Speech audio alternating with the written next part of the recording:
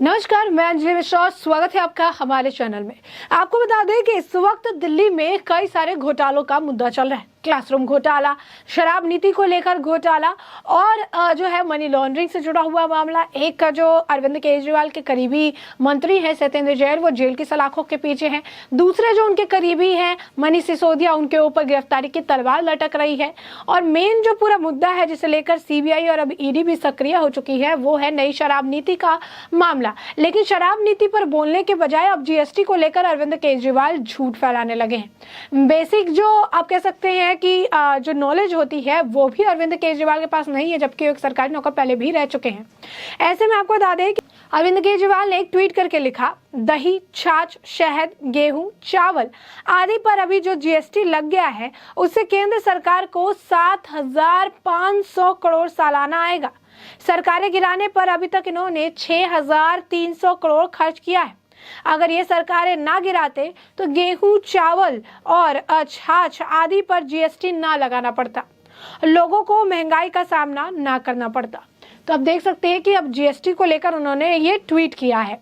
अब इस पर कपिल मिश्रा ने प्रतिक्रिया दी है। कपिल मिश्रा ने लिखा है, शराब घोटाले पर बात कीजिए, खुद को पागल दिखाकर मानसिक रोगियों जैसी बातें करके आप बच नहीं पाएंगे। सत्येंद्र जैन ने केवल याददाश्त खोने का झूठ बोला था, आप तो पागल बनने की एक्टिंग करने लगे हैं। शराब घोटाले क्यों किए, दारू माफिया से पैसे क्यों लिए, इसका जवाब दीजिए। तो देख सकते हैं कि किस तरीके से जो है अब कपिल मिश्रा जो है अरविंद केजरीवाल के इस ट्वीट पर प्रतिक्रिया दे रहे हैं। अब आप सोचेंगे कि इनको मानसिक रोगी कहने के पीछे का कारण क्या है। दरअसल अगर आप सीधी बात समझिए तो जो जीएसटी है वो जीएसटी का 50% केजरीवाल को भी जाता है, सभी राज्य को भी जाता है। तो केजरीवाल को अगर नहीं चाहिए कि वो जीएसटी है या जीएसटी से इतनी प्रॉब्लम है कि सिर्फ केंद्र सरकार ही पैसा उठा रही है, वही केंद्र सरकार जिनके पैसे जब आते हैं तो आप लोगों की सैलरी मिलती है, आपके विधायकों की सैलरी मिलती है, रोड बनते हैं, अस्पताल बनते हैं, इंफ्रास्ट्रक्चर डेवलप होता है। अगर उस जीएसटी के पैसे से इनको तकलीफ है तो अपने राज्य में जीएसटी ना ले। लेकिन उन्हें ये चीज जो है मिसगाइड करना है लोगों को कि जीएसटी का सारा पैसा जो है वो केंद्र सरकार अपने पास रख लेती है, जो कि सरासर गलत है। क्योंकि जीएसटी का जो जीएसटी है जो है लाया इसलिए गया था ताकि राज्यों को जो नुकसान होता है उसकी भरपाई हो सके, थोड़ा जो है उन्हें भी इस परेशानी से निकाला जा सके। बता दें, मोदी सरकार के बड़े फैसलों में नोटबंदी काफी बड़ा निर्णय कहलाता है। नोटबंदी का फैसला 2016 में लिया गया था। वहीं एक साल बाद 2017 में सरकार ने जीएसटी भी लागू किया था। जीएसटी लागू किए 5 साल हो गए हैं। अभी कई लोगों ठीक से ये नहीं पता है कि आखिर जो ये जीएसटी है वो क्या है और किस तरीके से जो है इसे लागू किया जाता है। इसके बारे में जरा आप भी जान लीजिए कि आपको समझ आएगा कि अरविंद केजरीवाल आखिर किस तरीके से झूठ फैला रहे हैं और जिन लोगों को इसके बारे में नहीं पता है उन्हें गुमराह करने की कोशिश कर रहे हैं। बता दें आपको कि आसान शब्दों में जीएसटी यानी गुड्स एंड सर्विस टैक्स के बारे में जान लीजिए। पहले तो ये जान लीजिए कि 3 तरह के जीएसटी होते हैं।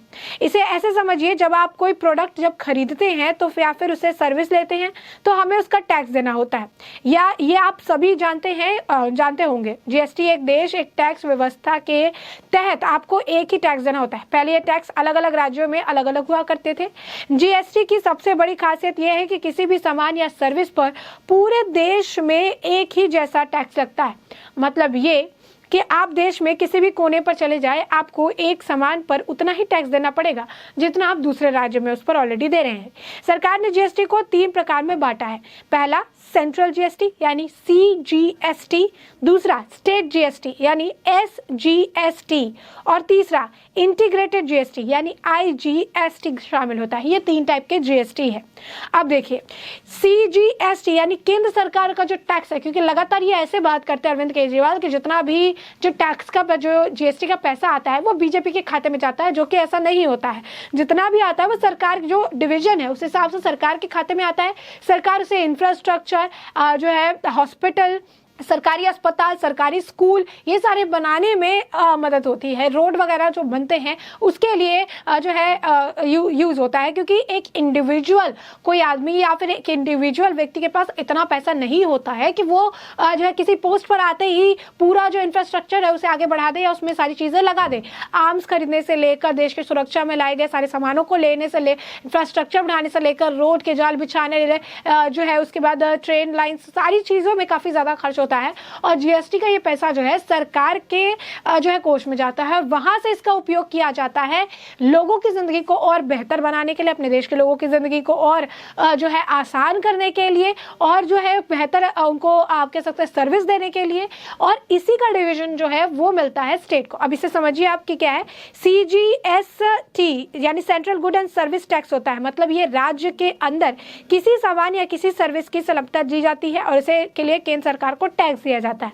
इसी टैक्स को सीजीएसटी कहा जाता है। अगर कोई व्यवसायी अपने राज्य में दूसरे व्यापारी के सामान या सर्विस लेता है तो इस डील के लिए केंद्र सरकार को सीजीएसटी चुकाना होता है। अब राज्य को जो टैक्स जाता है यानी एसजीएसटी क्या होता है वो समझिए। पहले तो SGST is state goods and service tax. जब किसी वस्तु या सेवा की राज्य के भीतर आपूर्ति होती है तो राज्य सरकार के हिस्से में जाने वाला टैक्स जो है स्टेट जीएसटी कहलाता है।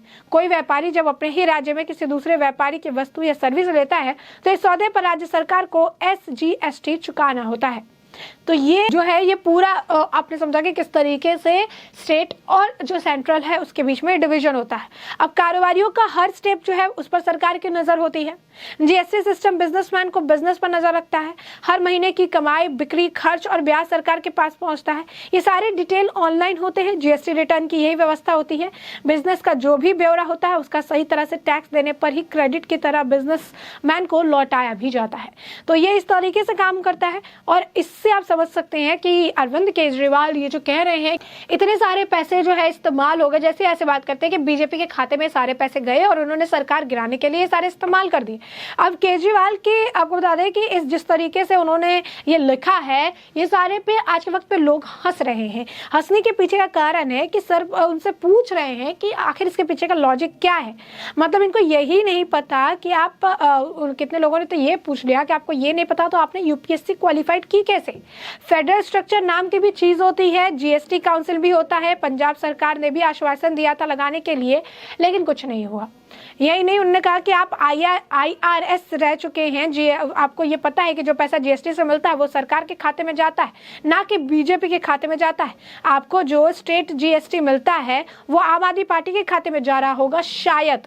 तो आप देख सकते हैं कि यहाँ पर जो है लगातार जो है लोग इस पर सवाल उठा रहे हैं कि बेसिक अंडरस्टैंडिंग जो है जीएसटी को लेकर वो अरविंद केजरीवाल के पास नहीं है और अरविंद केजरीवाल इसे लेकर झूठ फैला रहे हैं। क्योंकि साफ तौर पर उनके विधायकों की जो सैलरी आती है या भी एम्प्लॉयज होते हैं जिन्हें सैलरी मिलती है ये सारी चीजें जो है इससे इकट्ठा करके ही मिलती है, लेकिन ये बेसिक चीज उन्हें नहीं पता है। और शराब के ऊपर बात करने, शराब नीति जो उन्होंने बनाई है जिसे लेकर जो है मनीष सिसोदिया के सिर के ऊपर भी तलवार लटक रही है, उसके ऊपर बात करने के बजाय जो है ये जीएसटी को लेकर झूठ फैलाने का काम कर रहे हैं।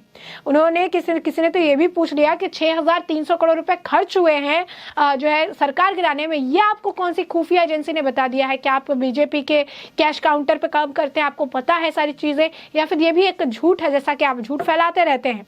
यही नहीं, कुछ लोगों ने तो ये भी सवाल कर दिया है कि जो मुफ्त के आप बोलते हैं मुफ्त इलेक्ट्रिसिटी, मुफ्त पानी और ये सारी जो मुफ्त की रेवड़ी बांटने के लिए खर्च कर देते हैं उसके बाद भगवत मान अपने किए गए वादों के लिए कि भीख मांगने सेंटर के पास पहुंच जाते हैं, ये पैसे कहां से आते हैं क्या केजरीवाल को पता नहीं है।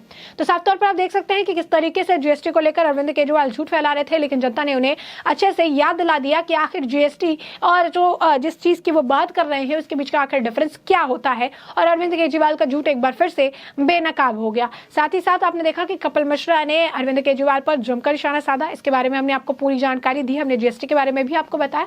तो अब इस पूरे मामले पर आपकी भी जो राय हो हमें कमेंट सेक्शन में कमेंट करके जरूर साझा करें।